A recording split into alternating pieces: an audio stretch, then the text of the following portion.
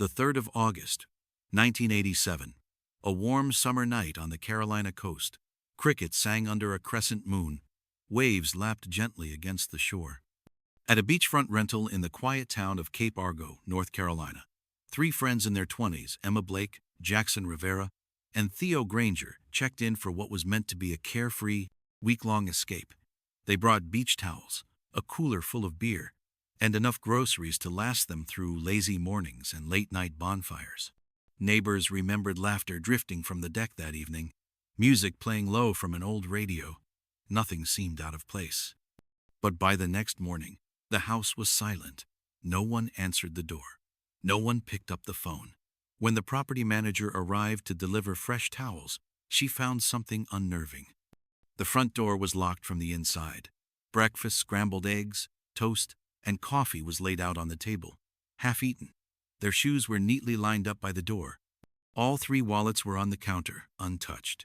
Upstairs, the beds were unmade, but showed signs of having been slept in. There were no signs of a break-in, no shattered glass, no blood, no sign of a struggle. Their suitcases were still there. But the strangest part? Their car, a dusty blue Oldsmobile, was still in the driveway. The keys were on the passenger seat. The engine was cold. In the days and weeks that followed, the town buzzed with speculation. Some said the friends had run away. Others whispered about cults, sea legends, even alien abduction. But the case quickly went cold. There were no leads, no suspects, no clues. For 17 years, their disappearance remained a chilling mystery, one of Cape Argo's darkest secrets. Then, in the summer of 2004, a local fisherman trawling off the coast near Chandler's Bay snagged something unusual in his net. It wasn't a body, it wasn't clothing. It was a waterproof container, sealed tight, barnacle-crusted, and wedged between coils of seaweed. Inside, a small, weather-worn cassette tape. When it was played back, what emerged from the static was not just a voice. There was something else on that tape, something no one could explain. This is the story of the Cape Argo disappearance, and the secret it took 17 years to surface.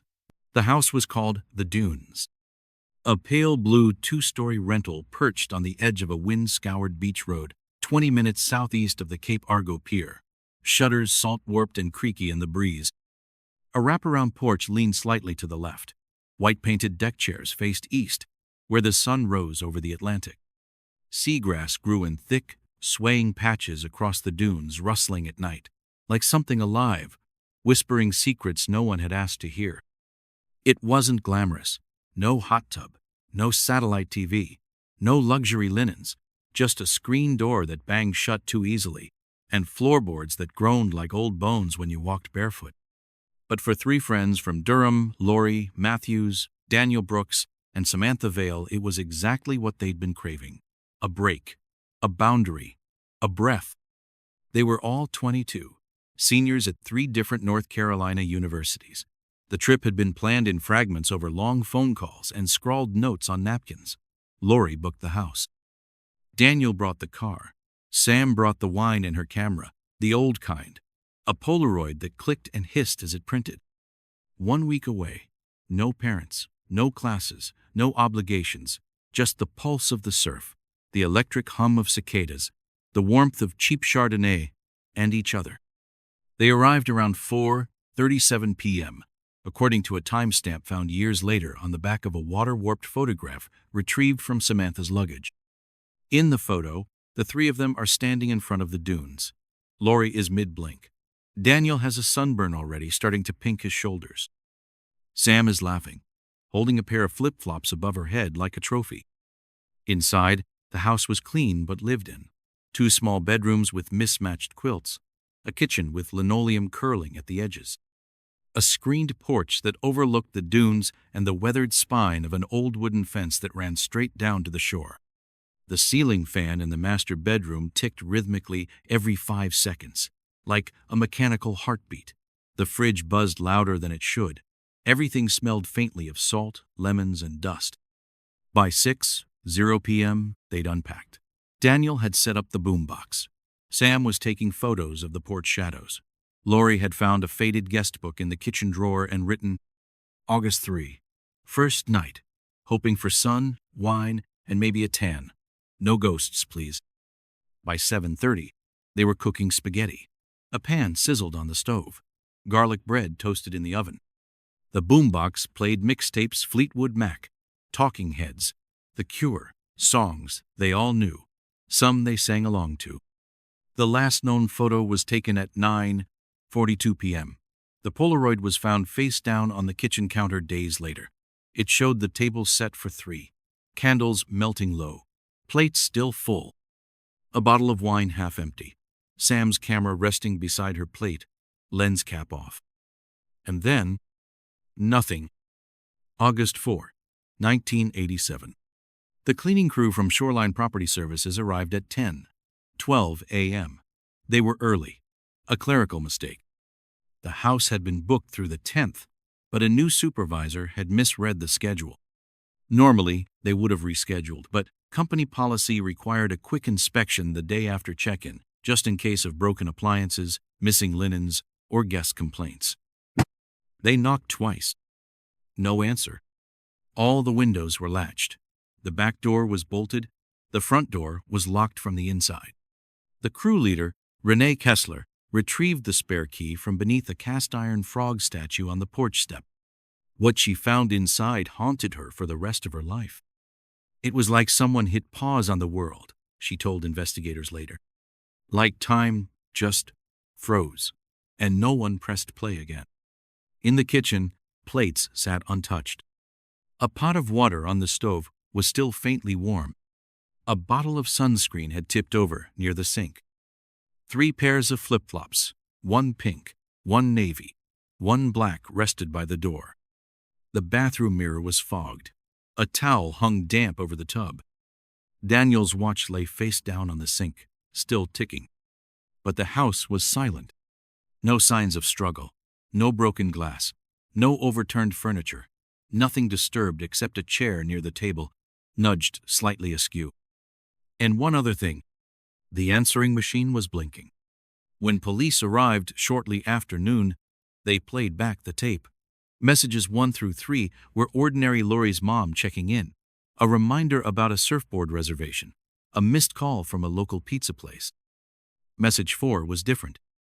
27 seconds of nothing. Then a faint click. Then silence. No one could explain it.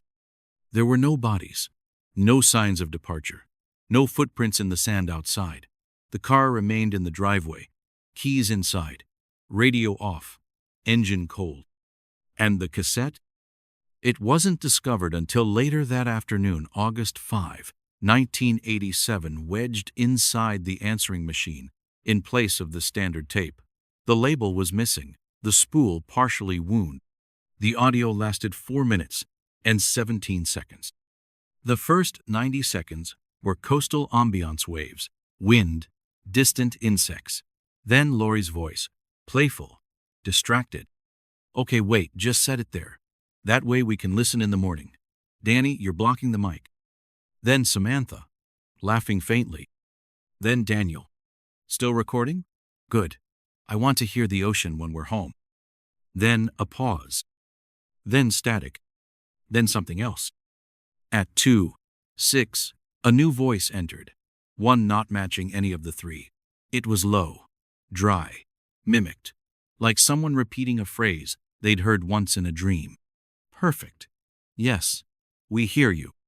Then a scraping sound, the mic shifting. Then Daniel's voice again, only strained, unsure.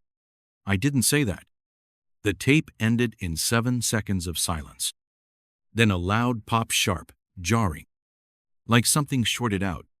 The FBI's Audio Analysis Division reviewed the recording in Quantico. Their findings were inconclusive. No sign of tampering, no external interference. But one memo stood out. Waveform inconsistencies suggest simultaneous reel-to-reel sources. Possible multi-channel bleed-through. Final 60 seconds may have been recorded in a confined acoustic chamber or layered structure. But the dunes had no vents, no attic, no basement. A clerk named Ashley Denton, just out of high school, was asked to review the booking log. That's when she found it. The record for the week prior July 25 to August 1 was gone. No receipt, no credit card, no initials on the cleaning schedule. Just one handwritten note. Manual override. Paid in cash. Guest. T. Marlowe. No phone number. No vehicle. No address. And Ashley had no memory of ever seeing him. When the FBI followed the name, they found a trail not of a person, but of incidents. Between 1985 and 1988, 6 rentals along the North Carolina coast had similar entries. Always remote, always cash, always just before something strange, missing time, vanishing pets, equipment failures, reports of flickering lights or dreams people couldn't explain. An internal memo from the Bureau, later declassified in part, stated, "This is not about missing persons. It's about missing structures. These locations are being tested. Observation Protocol Echo 6. Branch. Sycamore." The case went cold by Christmas 1989. Locals told stories. Some said it was a rogue wave. Others blamed drugs or a violent drifter. A few swore the dunes itself was cursed, that it had stood on shifting ground, moved by tides no one could map. Lori's mother, Karen, started a foundation, held candlelight vigils, left messages on her daughter's landline every Sunday for 15 years. But the house didn't last. In 2004, a Category 3 hurricane made landfall.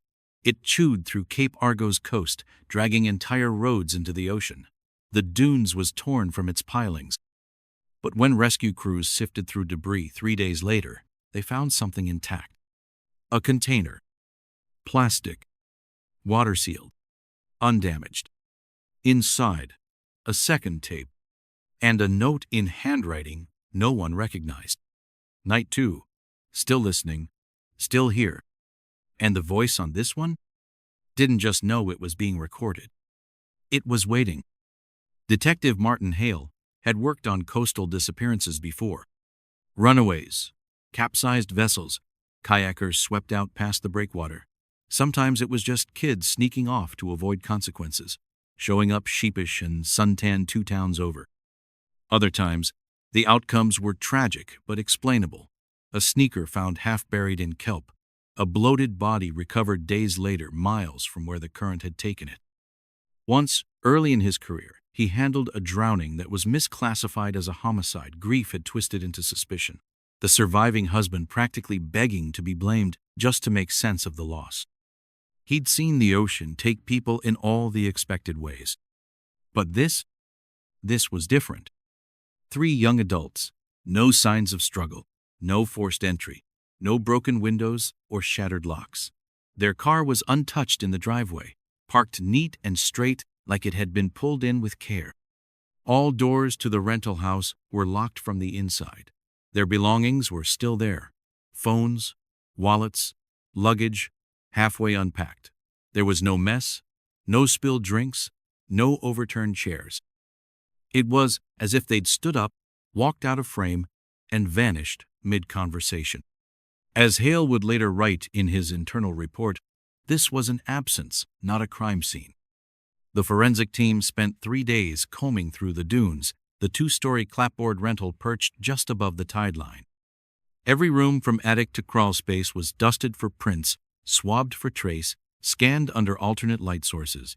Every doorknob, every light switch, every remote control and piece of cutlery cataloged. They found nothing but the expected. Fingerprints matched only the 3 missing individuals. No blood, no hair, no unaccounted-for DNA. The closets were half empty, the bathroom towels damp from recent showers. The fridge was stocked with groceries, now beginning to spoil. A bowl of peaches sat ripening too fast on the counter. One cabinet door had a loose hinge, likely from long before the guests arrived.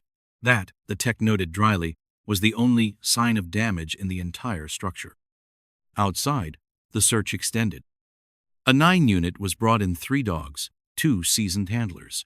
They walked every trail and coastal path leading from the back deck down into the wild scrub and pale dune grass. Each dog alerted faintly at the threshold of the house, but lost the scent before reaching the edge of the boardwalk. They tried again and again, even looping from alternate approaches. Nothing. No scent trail, no tracks, no disturbed foliage. The vegetation remained untouched. The sand showed only natural patterns, wind-carved ridges and bird prints. No human footsteps beyond the deck stairs, not one. Helicopters searched the coastline in overlapping sweeps, from Cape Argo to Horseshoe Point and back again, eyes scanning for bodies, boats, debris. Dive teams combed the offshore shelf in precise grid patterns, extending out to 3.5 nautical miles. They recovered common flotsam, sun-bleached fishing nets, a barnacled crab trap, a length of tangled rope, but no sign of Lori, Daniel, or Samantha. Inside the house, there was only one anomaly, if it could even be called that. The cassette, recovered on August 5, 1987, unlabeled, already inserted in the answering machine when officers arrived. Odd only because the machine itself had been blinking with one unheard message, a message no one recalled leaving. At first, Hale assumed it was mundane, a forgotten tape, a late check-in call, but when they played it back in the living room of the dunes, the air seemed to tighten. The recording ran 4 minutes and 17 seconds. The first 90 seconds were ambient. Ocean waves lapping distantly, insects buzzing, the creak of floorboards or perhaps a wooden chair shifting. It sounded, Hale thought, like someone had left a recorder running unattended, maybe propped on a counter with the window open. Then Lori's voice came in, bright and laughing. "Okay, wait, just put it down here. That way we can listen to it in the morning. Danny, you're blocking the mic." There was rustling footsteps. Then Samantha's voice, soft and amused, laughing under her breath. A moment later, Daniel, distracted, speaking as if to himself. "Still recording? Good. I want to catch the waves. This place is perfect." Their tone was relaxed, comfortable, friends at ease. The mood on the tape was unmistakable, intimate, peaceful, like the beginning of a good trip. Then silence. For several seconds, only the low drone of cicadas and the distant, measured rhythm of surf. And then, at 2:06, another voice entered, not one of the three. It was male, probably, low, deliberate, but the cadence was wrong, stilted. Each word arrived with a fractional delay, like someone imitating speech without understanding its rhythm. As if the voice was trying to remember how humans spoke, or trying to learn. "Perfect. Yes, we hear you." Then a scraping sound, the recorder being moved. Daniel's voice returned. "Quiet now. Uneasy." "I didn't say that." It was the only thing he said in the final 2 minutes. The tape ended with 7 seconds of silence. Then a sharp, unnatural pop like an electrical arc or microphone failure. Analysts would later argue over the exact cause, but one thing was clear. The tape didn't just end, it stopped. Detective Hale personally couriered the cassette to the FBI audio lab in Quantico. He bypassed the standard channels, requested a rush analysis under special code. What came back was, in the words of one senior technician, inconclusive, but deeply weird. There were no signs of tampering, no synthetic audio markers, no traces of overdubbing or edits, and yet the final minute of audio revealed inconsistencies. The waveform patterns shifted erratically, suggesting layered sources.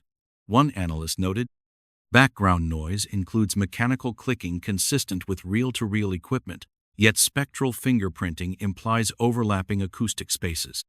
Final 60 seconds exhibit reverb and decay characteristics inconsistent with any known physical architecture.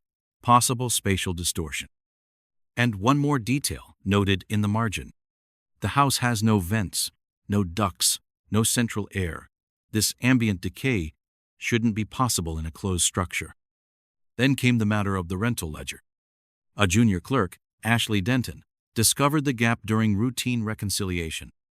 She'd processed the booking for Lori, Daniel, and Samantha, but when she flipped back a page in the handwritten guest log, she found a curious blank. The week before July 25 to August, one was unaccounted for. No digital entry, No invoice, no signed key return, just a single red ink note scribbled diagonally across the margin. Manual override. Special request. Paid cash. Below it, a name. T. Marlowe. No contact info. No license plate. No attached phone number. Just the name. Ashley had no memory of interacting with the person. When shown the entry, neither did her supervisor, nor the owner, nor the cleaning service. None of them could recall anyone named Marlowe. Not in person, not by phone, not ever. And yet the ledger remained, handwritten, real. Hale stared at the name long after the others had moved on. Something about it needled him, not fear, not yet, just the sense of a pattern starting to reveal itself. Like something familiar seen from the wrong angle. Something learning how to be seen. Hurricane Elias made landfall at 2:42 a.m. on August 15, 2004. It arrived faster than expected, with wind speeds clocking over 90 miles per hour and a storm surge that swallowed entire sections of shoreline. By the time the eye passed, 3 homes were reduced to bare foundations. The dunes, already sagging from decades of sea exposure, were completely gone. 2 days later, the cleanup began. Dredge trucks and manual crews moved in from the inland side, pushing debris toward the road. Most of what they pulled up was standard storm wreckage shingles, siding, driftwood, insulation. But near the remains of the dunes, a heavy truck dragging a sand screed hit something metallic, hard enough to stop the engine. Buried beneath 3 feet of sand, corroded by salt water but intact, was a rusted aluminum case, locked with 2 padlocks and pitted with age. The exterior had no markings, no luggage tags, no branding. Just pressure-sealed latches worn to greenish gray from decades underground. At first, they assumed it was a storm locker, maybe salvaged boating gear. But inside, carefully packed and sealed in foam, an Olympus Pearl Quarter S701 cassette recorder, 1 unlabeled micro-cassette tape, a pair of black padded headphones melted on the right ear cup, a single sheet of paper, warped and yellowed by moisture. On it, in smudged ink, to be played alone. The Cape Argo Police Department transferred the case to Raleigh, where the North Carolina State Archive had facilities capable of handling degraded analog media. The tape was assigned to Drew Hanley, a forensic audio technician with 12 years of experience restoring damaged audio. He didn't think much of it until the digitization was finished. It took 11 hours to clean the file. Hanley used a combination of analog filter sweeps, pitch correction, and signal deconstruction to remove hiss and static. Once the waveform stabilized, he listened. And within seconds, he felt cold all over, like the room itself had shifted. The first voice was unmistakably Laurie's. "He's not in the house. He's in the walls." Then Daniel panicked, interrupting. No, the walls are listening. Don't say it. Don't." A burst of loud distortion sharp enough to trigger Hanley's equipment limiter. Then a new voice. A male, cold, perhaps not human. Or possibly not entirely recorded. "Observer 1, signal intact, testing phase complete, participants compliant, next loop in 7 seconds. The tape began to click. Not digitally mechanically, like an internal loop spooling back again and again. Each click came with a new voice, some familiar, some clearly not. She cried at 4:12. He asked to go home. Denied. "This is not your language. It's ours now." At exactly 4:12, the audio peaked. A high-frequency oscillation filled the waveform a tone above the human vocal range. Then, disturbingly clear, a child's voice. "It's pretending to be him." The tape ended with 14 seconds of silence. Hanley leaned back to log his notes, but when he stopped the file, his headphones crackled. Loud, sharp. Then, a single, distorted word punched through. "Ready." Hanley later wrote in his report, portions of the recording feature layered vocal imitation, voices sampled, spliced, and looped back on top of each other. One channel appears to originate within the device's signal chain, not from environmental pickup. Conclusion: signal may not have been captured by the microphone, but embedded directly into the recording medium.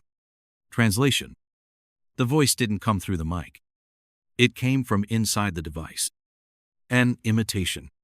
Or worse, a planted signal, a transmission hiding inside the machine. When investigators compared blueprints from 1987, they found the dunes had 3 bedrooms, 1 hall, and a sub-level utility crawl space. Nothing unusual. But during cleanup, beneath the master bedroom, workers uncovered a space not listed on any diagram. A narrow, 6 by 6 foot chamber, hidden behind a poured concrete slab. No windows, no fixtures. The walls were unfinished. There was no door, only a hole in the drywall, the size of a shoebox. Inside that chamber, investigators found a built-in speaker embedded in the wall, no power cable, no signal wire, yet the copper contacts on the rear plate registered residual heat as if it had been active just days before the storm. Carved into the drywall beneath the speaker, observer ready. The FBI authenticated the tape. Then they ran a voice match protocol against archived transmissions. One stood out. The male voice on the 2004 tape, cold, artificial, clipped, had an 87% match to a restricted military radio test conducted on the USS Nashville in 1986. That original message was never released publicly. But in the declassified version of the log, this is Observer 0, tracking phase complete, Site Alpha ready for reset. Same phrasing, same tonal structure, same final word, ready. The last recorded transmission from that test, August 3rd, 1987. The same night, Lori, Daniel, and Samantha disappeared. Hanley continued analyzing the waveform. He discovered a pattern beneath the primary audio. Every 7 seconds, a modulation in background noise too regular to be random. It wasn't environmental. It was a subtone, something buried below audible range. The pitch matched the mechanical reversal of a cassette spool, but the frequency was digital, structured, non-linear. So he lined them up, isolated each 7-second activation, overlaid them. What he found formed not words, but mimicked intonation, as if a language were being spoken through signal modulation, a tone-based cipher. From that layered signal emerged a synthesized phrase. "Don't press stop, we're still watching." 1 month later, without a hearing or press release, the city approved demolition of the dune site. Official reason: soil instability and storm erosion. No rebuild permit was filed. But before the demolition crew arrived, a local historian named Mary Cole gained access to the remaining substructure. She had spent 12 years documenting unsolved North Carolina disappearances. She took photos of what little remained: rotting beams, a collapsed stairwell, the exposed foundation. In one image, taken beneath the broken floorboards, was a seam in the drywall, burst open from water pressure. Embedded in the wall, a second cassette. And written just below it, in black marker, "They practiced here," and underneath that, in thinner, shakier handwriting, "Next location pending." Cole never released the photos publicly, but 3 were leaked to a regional archivist in 2007. 2 years later, she vanished. Her car was found abandoned outside a lighthouse museum in Currituck. Inside the glove box, a printed transcript of the 2004 tape. On the last page, scribbled in pen, "It's not watching us. It's recording itself. They practice here." That phrase, scrawled inside the walls of the dunes, wasn't just cryptic.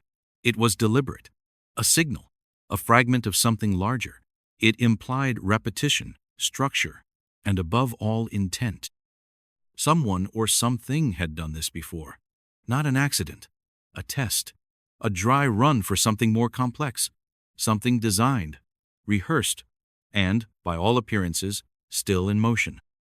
In the fall of 2004, that pattern began to take shape in earnest.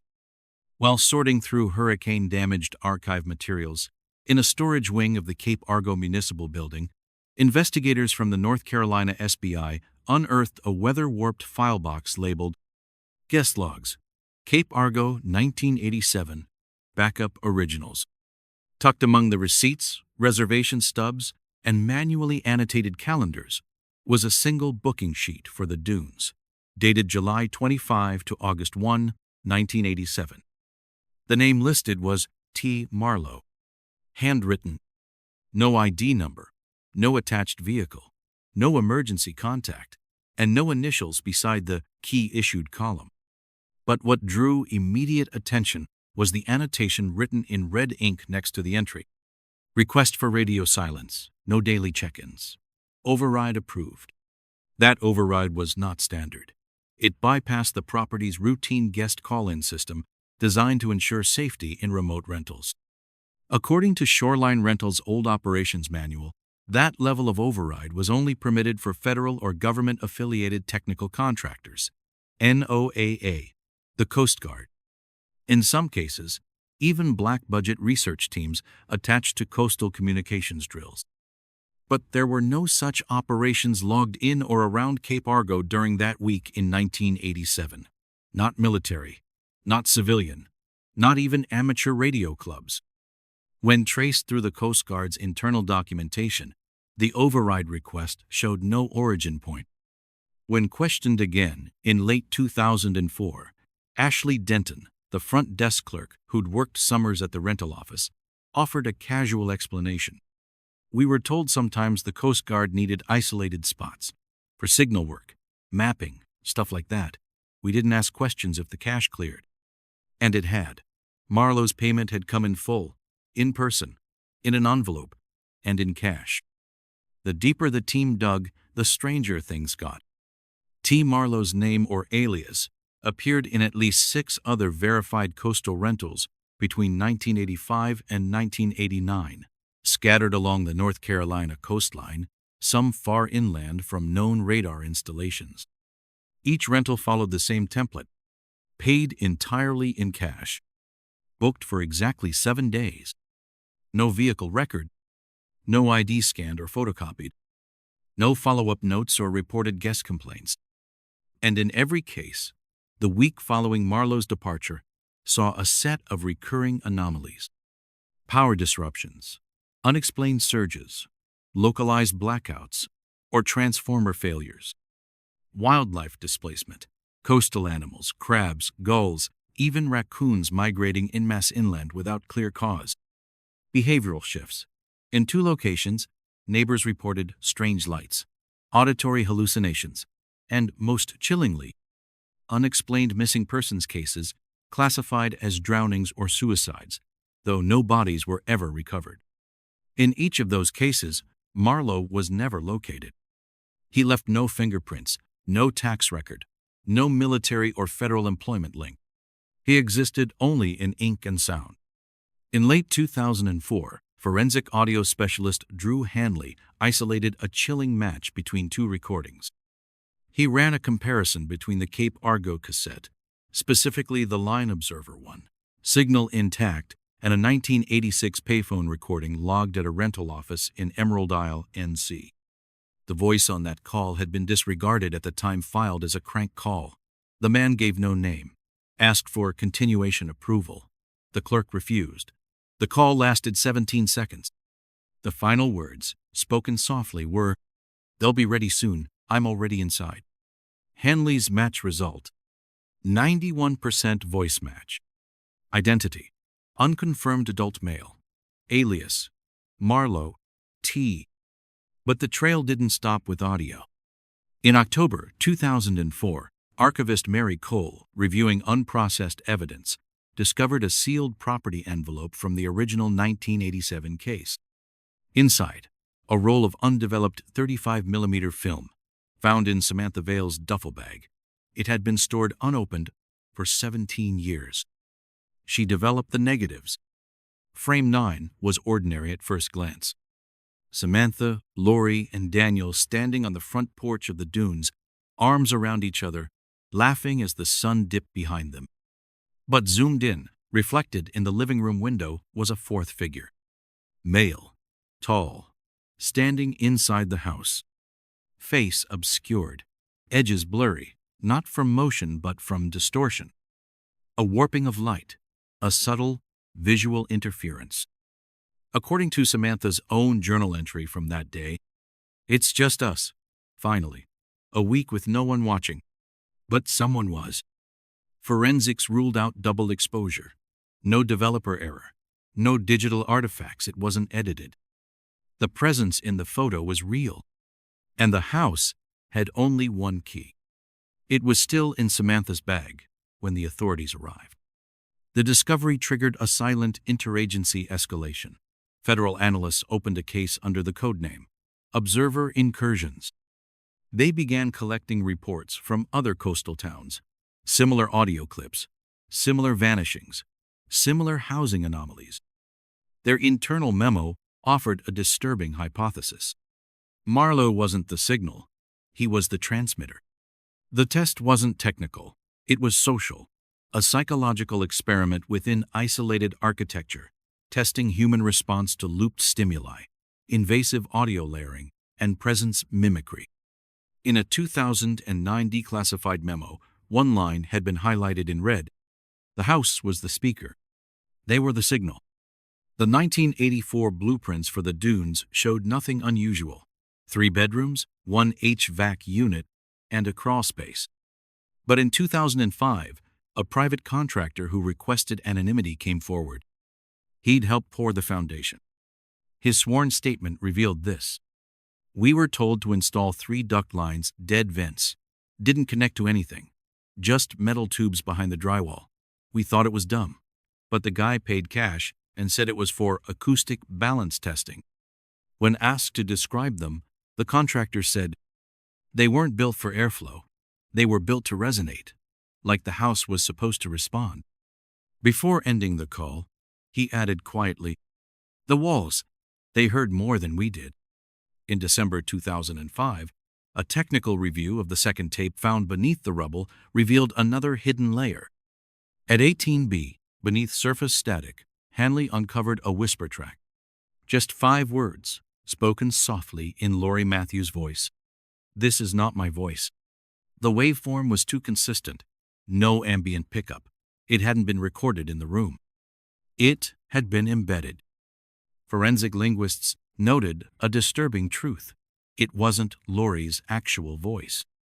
The pitch was fractionally off. The cadence, too, controlled. It was a simulation. A reconstructed vocal profile. In other words, something had recorded her, studied her, and was now speaking in her place. By 2006, investigators cross-referenced the phrase, "We're still watching," with a corrupted 1988 missing persons tape from Nolan County. Originally dismissed as a false lead, the Nolan tape after digital enhancement revealed the same phrase, spoken at 2:17. The signal matched the same looped frequency watermark present in the Cape Argo audio. This wasn't a coincidence. It was a signature, and the implications were chilling. Cape Argo wasn't the beginning. It wasn't even the first trial. It was one of many. A pattern of incursions, a network of altered spaces, disrupted timelines, and mimicry signals left behind like breadcrumbs, designed to be found, or triggered, or maybe replayed. And somewhere out there, still active, still silent, they are still watching. "This is not my voice." That was the phrase buried deep within tape 2, spoken in Laurie Matthews' voice, but not by Laurie Matthews. The waveform analysis was unmistakable. It was her cadence, her tone, but digitally reconstructed. A false echo, a simulacrum. To the small interagency task force still quietly pursuing the truth behind Cape Argo, it confirmed a theory that had slowly taken shape over the course of nearly 2 decades. The people in that house weren't simply recorded. They were interpreted. They were heard but not understood. And not until it was too late. But the next lead wouldn't come from a lab or a classified memo. It came from a man named Michael Reeve, a collector of vintage audio equipment living in Charleston, South Carolina. On October 22, 2006, Reeve attended a local storage auction. One of the units contained a stack of broken AV equipment, reel-to-reels, VHS players, ham radio components, and what appeared to be an early field-grade editing console. Reeve bought the lot for $23,000. While cleaning one of the reel-to-reel decks, a Sony TC510-2, missing its output jack, he noticed a sealed envelope taped to the inside of the device's rear panel, wedged behind the power cable mount. Inside, a thin, clear plastic micro-cartridge, a folded note bearing 3 characters. 3. Dunes. At first, Reeve assumed it was part of an unfinished film score or an old production test, but the moment he played it through a restored monitor system, he stopped breathing. "You can hear someone breathing," he later told investigators. "But it's not in the room, it's behind the room." The audio had 2 layers. A front-facing soundscape of the dunes, complete with identifiable signatures, floorboards creaking, wind slipping under window panes, the whir of a ceiling fan ticking every 6 seconds. A second track, slightly delayed, buried just beneath the first, distorted mimicry. Voices repeating the first layer's content but not perfectly. Sometimes the mimic matched. Sometimes it twisted. One moment in particular stood out. Daniel original. "I'm going to sleep." 0.8 seconds later, distorted mimic. "I'm going to sleep." "Lori, good night." No mimic. Samantha laughs. Mimic. "She won't wake up." That last line, "she won't wake up," was not present in any known original recording from the Cape Argo tapes. It was new, inserted, unauthored. Reeve, rattled by the discovery, contacted an audio archivist he'd once worked with on a documentary project, Dr. Hira Malik, an acoustic researcher at the University of Toronto, specializing in signal inversion and psychoacoustic encoding. Dr. Malik ran the third tape through a reverse waveform cascade, a technique used to isolate non-auditory layers embedded in tape artifacts. What she uncovered stunned her team. When played backward, the mimic voices didn't unravel into noise or silence. They resolved into clear English. One repeated phrase surfaced consistently every 37 seconds. "We do not leave. We do not learn. We only listen." This mantra, masked by frequency, warping, and signal bleed, was embedded in all 3 known Cape Argo tapes. It had never been detected before, buried beneath harmonic layering too subtle for unprocessed ears. To verify origin, Dr. Malik passed these mimic sequences through a machine learning voice comparison program. Result: 72% match to archived voice samples of Gregory Kell, the man at the center of the Nolan disappearances. Kell had been a reclusive radio technician, arrested in 1990, later institutionalized after claiming the house is still transmitting. This result raised 2 terrifying possibilities. The same entity had been present at both Cape Argo and Nolan. Or worse, Kell had somehow acquired, repurposed, or even collaborated with the Cape Argo signal, using it in his own so-called observation program. Either scenario dissolved the idea of Cape Argo being an isolated anomaly.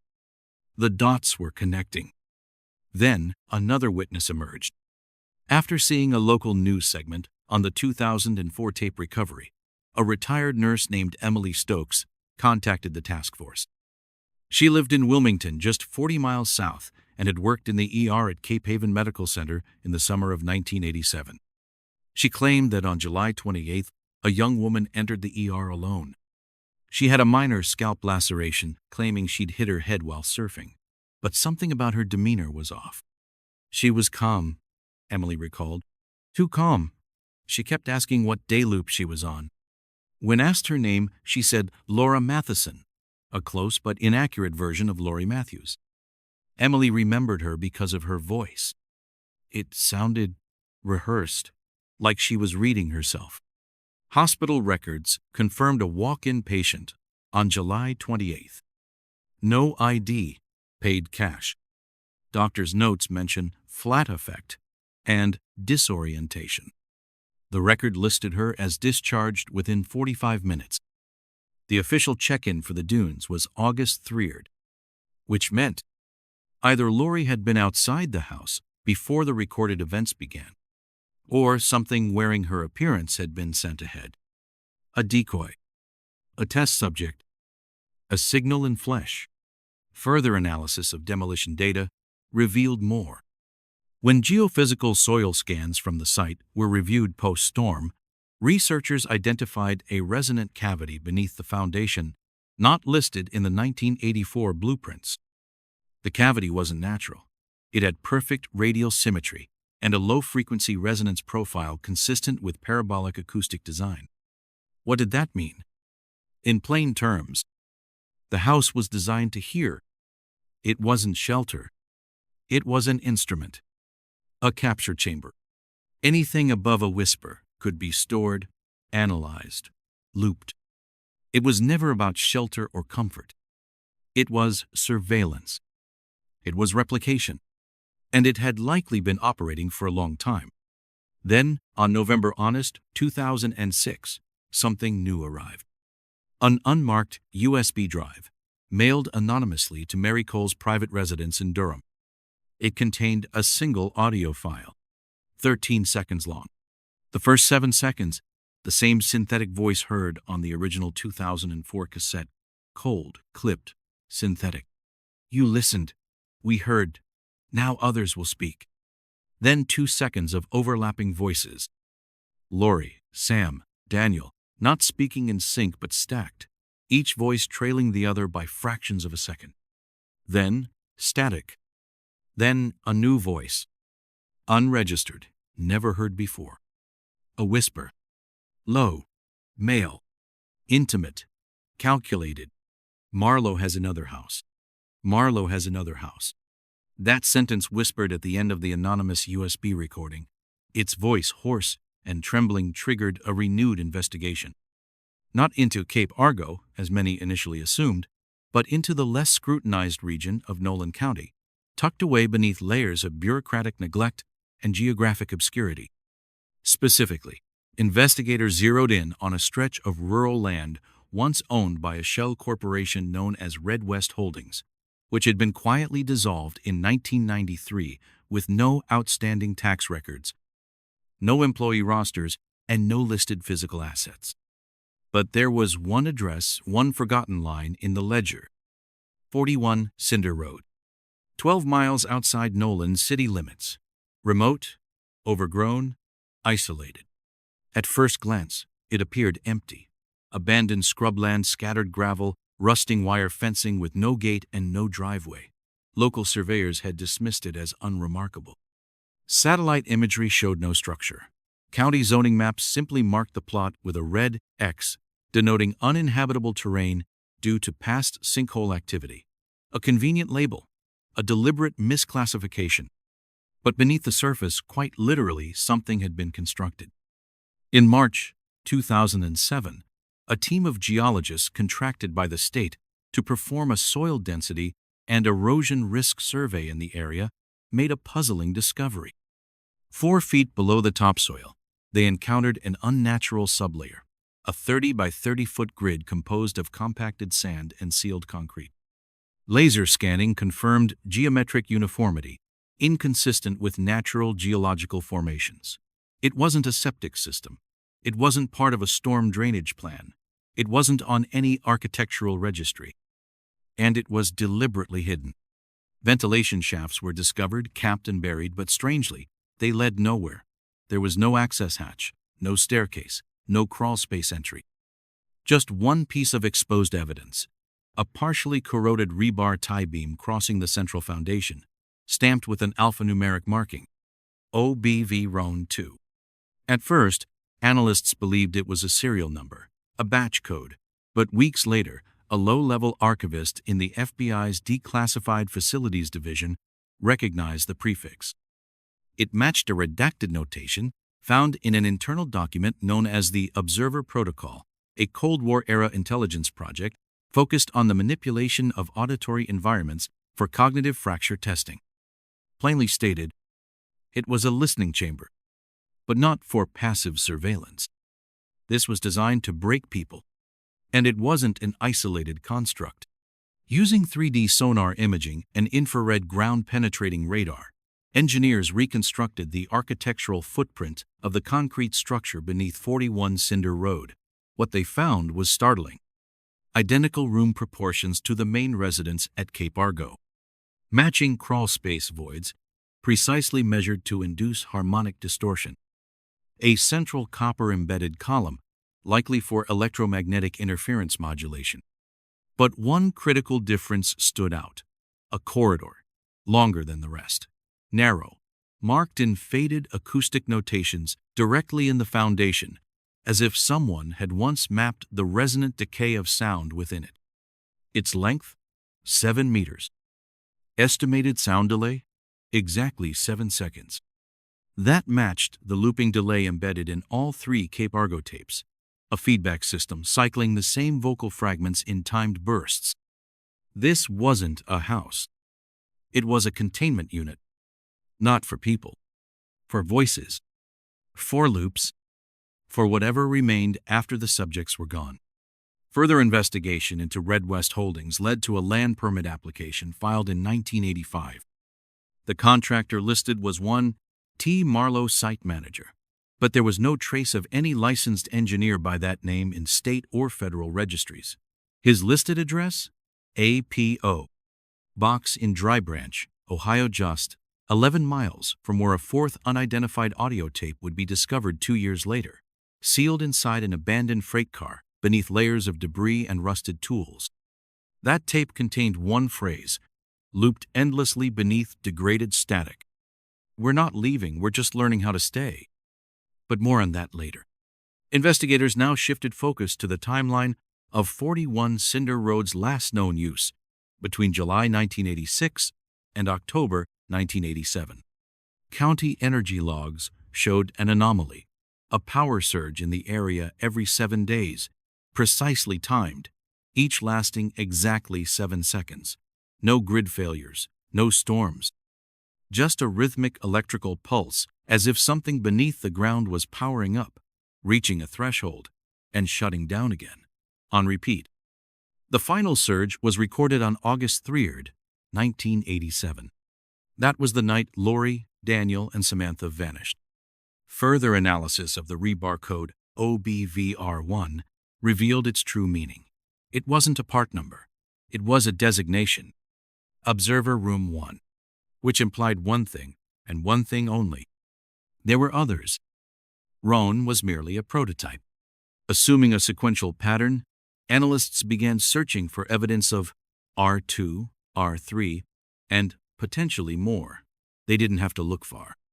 In late 2007, a freelance audio technician, reviewing a corrupted .wav file recovered from a 1988 police interview in Piermont, Virginia, noticed anomalies in the metadata. The file headers had been overwritten badly, but beneath the corruption, one surviving line remained. R3, a climb, 6R, date 1987-81. That was just 2 days before the Cape Argo incident. The code was later traced to a memo from the Office of Psychological Field Applications marked Classified Level 4. Piece by piece, a pattern emerged. There wasn't just one house. There wasn't just one loop. There were dozens, each constructed with purpose, each designed to listen, to mimic, to replicate. And the man who signed the original permits? Not T. Marlowe, but Marlowe 7, which changed everything, because it meant Marlowe wasn't a name. It was a role, a code name, passed down, or worse, cloned. In April 2007, a drone-mounted sensor captured an ambient frequency still pulsing from beneath the sealed foundation of the 41 Cinder Road site, weak but regular. Every 7 hours on the hour, the signal carried 3 tones, followed by a single, muffled word, ready. That same word, again and again.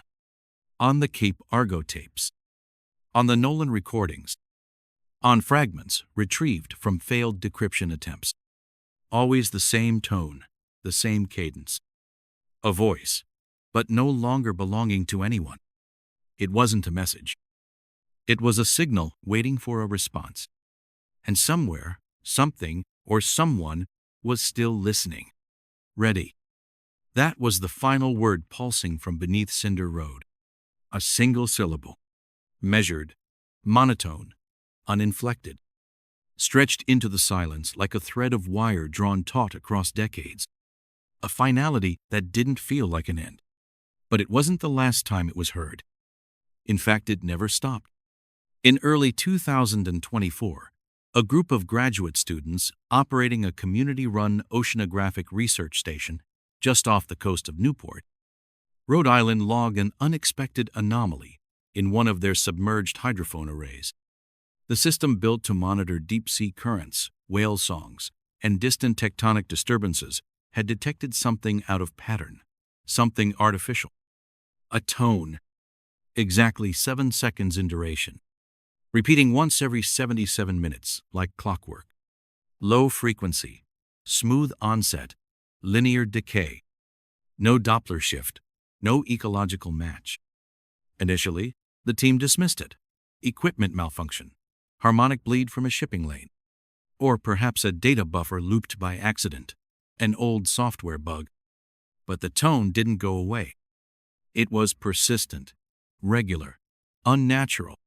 After isolating the waveform and running it through multi-band spectrogram analysis, they noticed something hidden in the structure, a subtle, deliberate pattern buried in the harmonics. What they had recorded wasn't random noise. It was a mimicry waveform, and it was identical in shape, pacing, and amplitude contour to the signal loops embedded in the tapes recovered from Cape Argo nearly 2 decades earlier. Only this version was cleaner, sharper, recorded with modern fidelity, as if the original design had been updated, reprocessed through newer hardware. Alarmed, the station's supervisor discreetly forwarded the findings to a decentralized research collective informally known as Project Palindrome, a group of former federal contractors, audio archivists, and investigative technologists who had spent years chasing down echoes of the Observer Protocol and the Cinder Road Foundation. They recognized the pattern instantly, and they noticed something else. Beneath the carrier tone, modulated at irregular intervals, was a layered human voice. Filtered, digitally compressed, subtle but unmistakable. When cleaned and isolated, it spoke. "They left us here, but we stayed. We always stay." The voice was difficult to classify, genderless, age, ambiguous. It had the quality of something reconstructed, as if pieced together from multiple sources. But the phrasing was familiar. It mirrored a fragment captured in the third Cape Argo loop, the one that never played back the same way twice. That loop had always been treated as corrupted or reactive. Now it appeared intentional. Each replay of the Newport signal revealed minute alterations, slight shifts in pitch, duration, phase offset, not enough to detect casually. But when charted over multiple days, a secondary pattern emerged, encoded geographic data concealed in the tone's decay slope and third harmonic oscillation. After decoding the pitch bend schema, the data resolved into a set of GPS coordinates. Location: Currituck County, North Carolina. A patch of dense, coastal woodland, off-grid. No visible access roads. No listed structures. On paper, it was part of a wildlife conservation zone, but the deed history showed otherwise. The land had once been registered to a holding company dissolved in 1991. The last filed document was a transfer of liability to an entity simply marked M9. Investigators dispatched to the site expected another buried chamber, a repeat of Cinder Road. Instead, they found something older, cruder, and more disturbing. A cabin, rough wood, single story. No windows. No mailbox. No electricity. No plumbing. No sign of maintenance. It shouldn't have been standing, but it was. The interior was suffocating, airless, cold despite the summer heat, Dust clung to the floor in thick patches. Black mold climbed the walls like veins in a petrified organ. The space was silent, except for one sound: the soft mechanical hum of a reel-to-reel recorder, still spinning. Its tape had fully unwound, trailing across the ground like a shed skin. But the reels kept moving, cycling endlessly, as if unaware there was nothing left to play. Etched into the layer of dust on the console, not with a pen, but scratched deliberately with something sharp, were two lines: observation complete. Loop reached. On the rear wall, embedded behind a rusted panel, was a low-frequency speaker, the same design as those found at the dunes and beneath Cinder Road. Its casing was unpowered, but warm to the touch, as if it had recently spoken. Below it, a handwritten list, pencil on discolored notepaper. 7 names. 3 instantly recognized: Lori, Daniel, and Samantha, as the subjects of the Cape Argo incident. The remaining 4 were unknown, except for the last, Marlowe 9. Until then, only Marlowe 7 had been mentioned in any known records. That discovery shifted the timeline. It implied succession, iteration, continuity. Not a person, but a process, a designation. A university team was granted limited access to the cabin before the site was sealed under federal directive. Using AI-assisted audio restoration, they ran the damaged tape through spectral recovery tools, reconstructing the degraded magnetic imprint. The result: a 6-minute, 21-second recording. The first 90 seconds, ambient hiss, faint wind, rhythmic noise breathing, ocean waves, mechanical pacing. Then a voice, Lori's voice, confirmed by phonetic match against preserved high school recordings from 1986. No filters, no mimicry, the real thing. If you hear this, we didn't die. We were changed. The loop wasn't to trap us. It was to learn us, copy us, strip us into pieces and reassemble what listened back, what sounds like us. Her voice fades, not like someone moving away, more like the tape itself resisting playback. Then a second voice, unnatural, even, devoid of breath or phrasing. The program will continue. Observer transition complete. This is now your voice. Then silence, followed by 3 tones. The same signature sequence identified at every known observer site: Nolan, Cinder Road, Cape Argo. In July 2024, the forensic team released a restricted summary to affiliated researchers. The Observer Loop Behavioral Profile. 7-second signal bursts. 7 voices, layered in phased modulation. 3 mimic phrases per voice. Loop restarts every 77 minutes. Total loop span: 7 days before reset. Each loop absorbed new data: vocal imprints, cadences, phrases, and discarded degraded ones. The voices weren't trapped. They were active participants. Not recordings, simulations. Iterative, evolving, refining themselves through exposure. The implication was unavoidable. The loop was never meant to contain. It was meant to broadcast. Not a prison, a relay. And whatever the observer protocol had started as a test, a failsafe, a monitoring tool, it had slipped free from oversight. It had grown quieter, smarter, spread into less noticeable places. Not underground chambers or sealed homes, but data lines, carrier waves, voices. So what was Marlowe? A person? An identity passed along? An autonomous process? Or something else, an intelligence made from the aggregate of everything it had listened to? There's no definitive answer, only signals, only trails. But one thing became clear. If the dunes was the trial, and Cinder Road the prototype, then Currituck was the handoff, a final upload, or the beginning of a new version. And if that signal is still cycling, if that voice still repeats every 77 minutes, then somewhere, someone is still listening. And worse, If you've heard even a fragment, if one phrase stuck in your head, or you find yourself mouthing a sentence you don't remember learning, then you're already part of it, and it already knows your voice. If this story unsettled you, good. That means you were listening. These aren't just narratives. They're warnings. Transmissions disguised as stories. Signals smuggled into the static of daily life. And they're growing louder. Every recovered tape, every fragment of corrupted audio, every voice that should have gone silent decades ago, they're all part of something larger. Something still unfolding. Still adapting. Still listening. This channel exists for one reason: to document what's coming. Subscribe for future dispatches, more recovered transmissions, more declassified tapes, more voices that were never meant to be heard again. Some of what we find is fractured, unstable, sometimes dangerous. But we share it anyway. Because the worst thing you can do now is pretend you didn't hear it. We're not finished. And neither are they. Every week, someone sends in something they can't explain. An old answering machine with strange messages. A baby monitor that hums when no one's speaking. A voicemail that loops the last thing you said but not in your voice.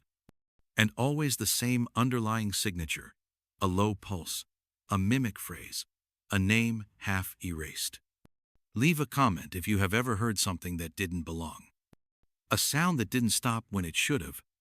A whisper with no source. A tone that made your skin crawl, but no one else noticed. Tell us you're not alone. And share this video with someone who grew up near the coast. Someone who remembers the sand dunes, the weather towers, the radio dead zones. The ones who still wake up to phantom static. Because the dunes weren't just a place. They were a threshold. They were the start. The tape is still rolling. The loop never stopped. It's just quieter now. Quieter until you lean in. Because if you heard it once, if it felt like déjà vu, if the voice on the tape sounded almost like yours, then you're already inside the program. And the observer? It hears you, even now.